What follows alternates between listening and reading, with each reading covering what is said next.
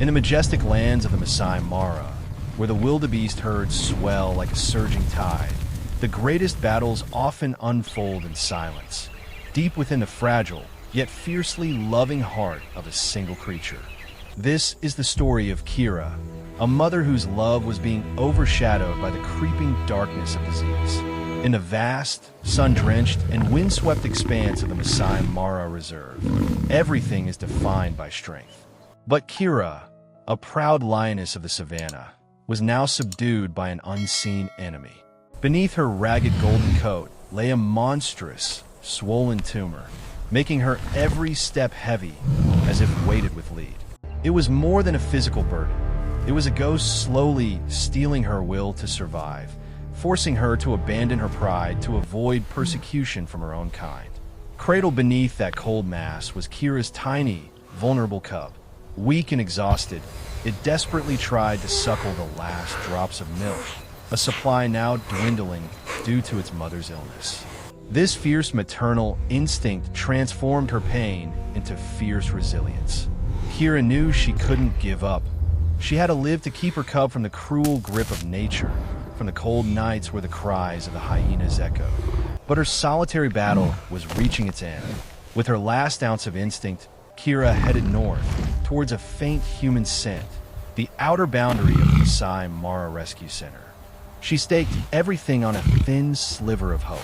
At the base camp, Liam Baker, a veteran ranger with decades of experience in the region, watched tensely at the remote camera feed. The image of Kira and the tumor was unmistakable. He knew this wasn't just a rescue. It was a mission demanding absolute precision, where failure meant loss. Time was counting down on this legendary savannah. Survival on the harsh savannah demands perfection, from the speed of the hunt to the instinct of evasion. But for Kira, perfection was an unreachable luxury. Her desperate, agonizing journey was proof of only one thing: a mother who refused to surrender her child to the brutality of the wild. Kira's life, after being separated from her pride, was a series of hopeless days. By day, she had to move laboriously, avoiding the territories of other lion groups. By night, she used her remaining strength to fend off hungry hyenas. The tumor in her abdomen kept growing, draining her energy faster than any predator. People often say maternal love is an instinct, but for Kira, it was a command for life or death, the only flame keeping her standing. She could only survive on scraps of meat left behind by vultures, each mouthful paid for with a sharp pang of pain. She whispered to herself, "Everything I do is for you, my child." Liam Baker and his rapid response patrol team wasted no time. They set out immediately upon receiving Kira's last signal near the Rocky Hill area. Liam, with his deep experience, quickly recognized this as an unusually urgent case. He explained to his team that a sick lion would instinctively try to isolate itself. If she actively sought the human boundary, it was a sign that she had exhausted all hope. They drove along the dirt track, Liam's eyes constantly scanning. "Watch for the paw prints," he murmured over the radio. "A healthy lion walks as lightly as the wind, but this one is carrying a heavy mass. The prints will be deep and uneven." Sure enough, on the reddish earth of the Masai Mara, they found unusually deep impressions, evidence of Kira's suffering. Near midday, the temperature soared, and the air became scorching. They saw her. Only a few hundred meters from the main road, Kira had collapsed. The tumor was so large it seemed to have distorted her once majestic form.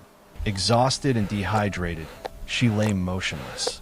The cub, with weak cries, snuggled into its mother's belly, trying to find warmth and comfort. This was the most heartbreaking moment. The mother had fought to her last breath, and she had lost, at least for now. Liam immediately stopped the vehicle at a safe distance. This was the most crucial step, approaching without causing further stress. Instead of firing a strong tranquilizer that could shock a body already weakened, Liam decided to use only a mild sedative. Using full anesthesia could cause Kira's heart and breathing to stop because she's so weak, Liam explained.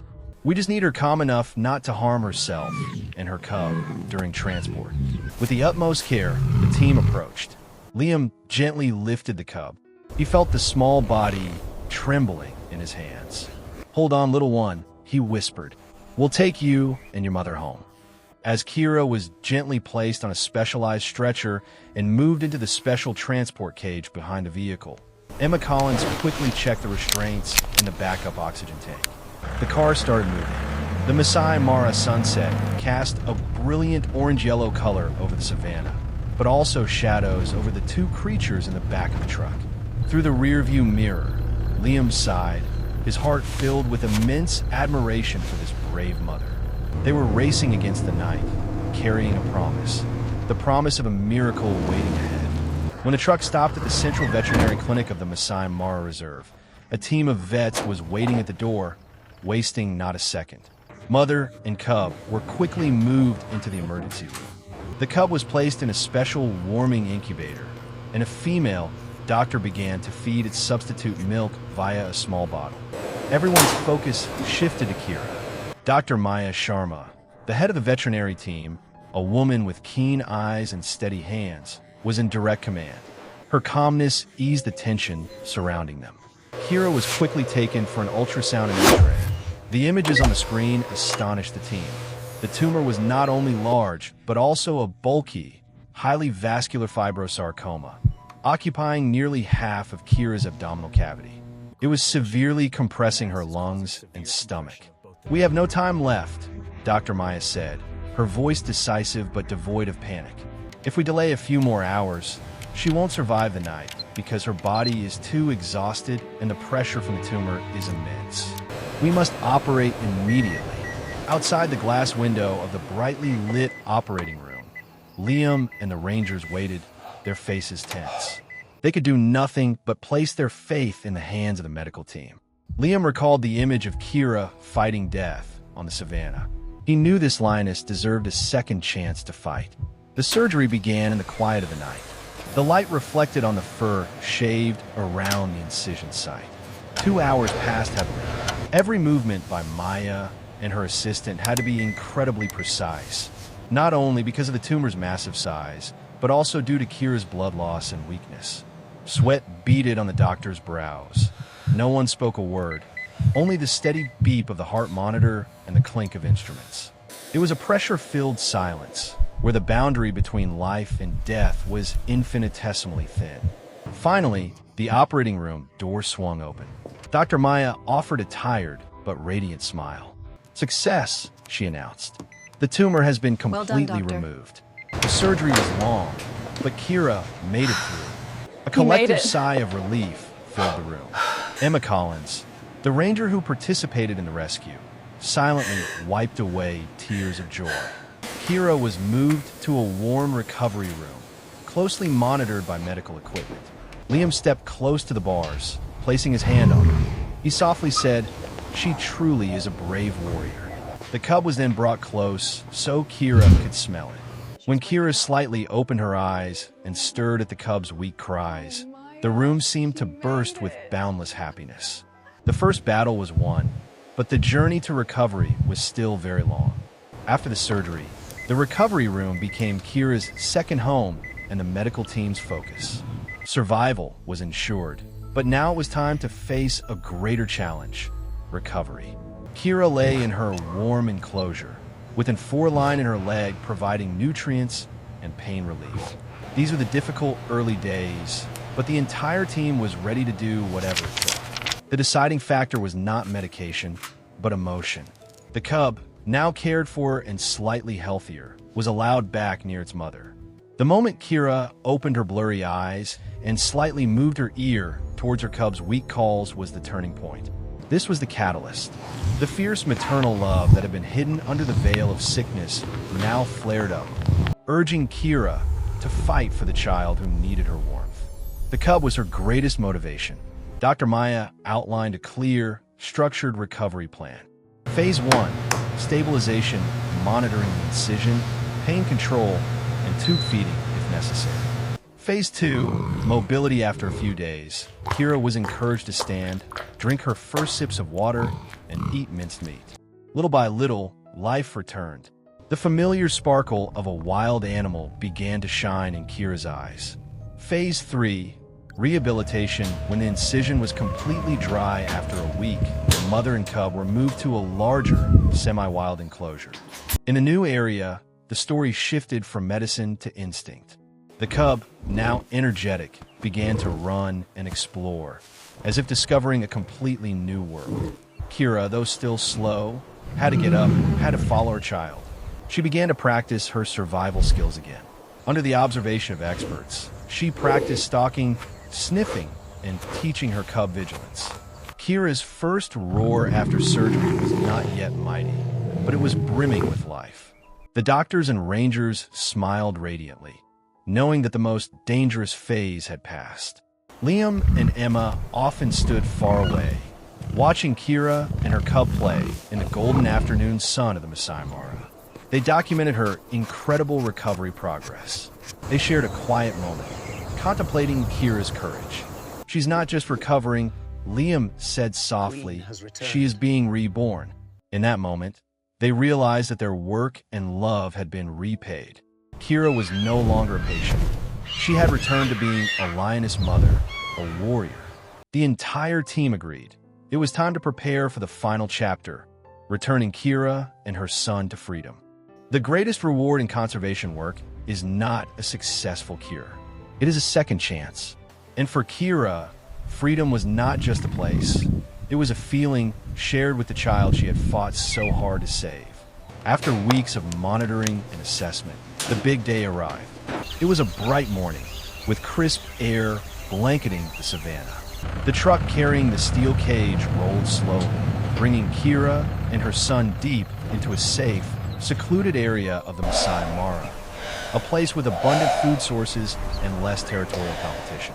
This was their final moment with the human world and the beginning of a new chapter. In a truck bed, Kira and her son lay peacefully. Their eyes reflected the brilliant sunrise, as if they were ready to face the future. Liam and Dr. Maya stood by the vehicle, their hearts filled with indescribable emotion.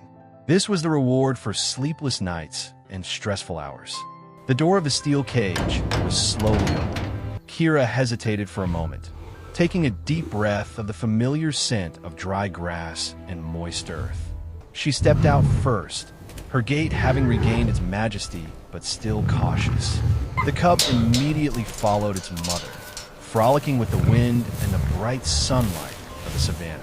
Liam and Maya retreated behind the car, watching silently. Their hearts swelled with unspoken emotion. The cub ran, and Kira followed closely, protecting it with her restored instinct. Before disappearing into the endless green expanse, Kira turned back. Her eyes, now bright and strong, looked straight at Liam and Maya. No roar was needed. That gaze said it all, boundless gratitude. It was a moment of deep connection, transcending the boundary between human and beast, proving that compassion can create miracles. Now, Kira's story has moved beyond the scope of a rescue operation. It carries a powerful yet gentle message for all of us. Kira's story is not just about a lion. It is about the extraordinary, universal power of maternal love. It proves that no creature is too small and no challenge is too great when we act with compassion. We are connected. The health of the wild world reflects our own humanity. When we reach out to help, we are not just saving an individual.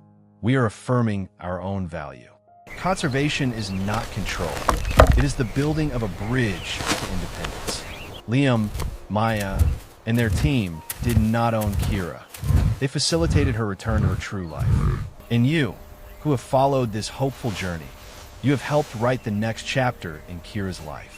If you believe in inspiring stories like this, please hit the subscribe button and turn on notifications so you don't miss our next journey. Share this video to spread the message of compassion to your community. Furthermore, if you wish to be a part of these miracles, please consider supporting the ongoing work of the Masai Mara Rescue Center. Your support funds more than just a surgery. It funds the return of faith and hope. Let's protect the silent warriors of the savannah together.